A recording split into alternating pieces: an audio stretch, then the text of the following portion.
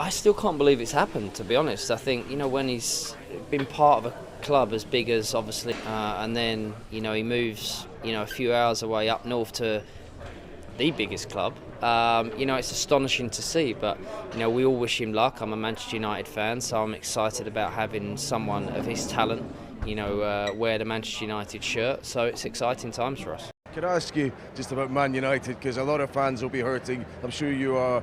Well, what have you made of what's going on, and are you hopeful, Eric? There's changes to be made and changes that are happening, and we've seen that. It's a tough end to the season, but it is the end of the season. I'm sure a lot of the fans are thankful of that, because it's been a tough one. It's been full of ups and downs. The players have done what they could do best, and so has the manager as well. But you still turn up at the stadium. I turned up at the stadium a few months. Think about that, and please, can you talk about Rodrygo? Yeah. Because this guy, nobody talks about him.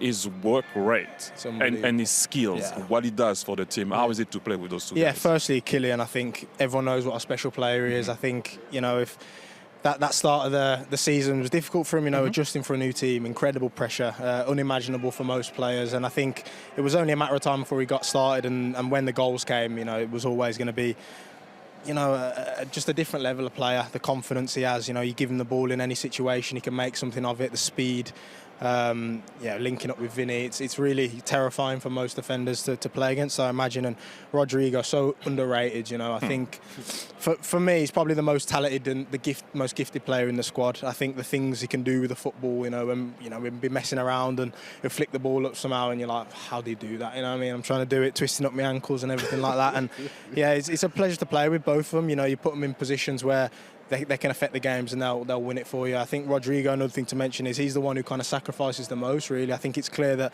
his favourite position is the left. I think it's important to note that,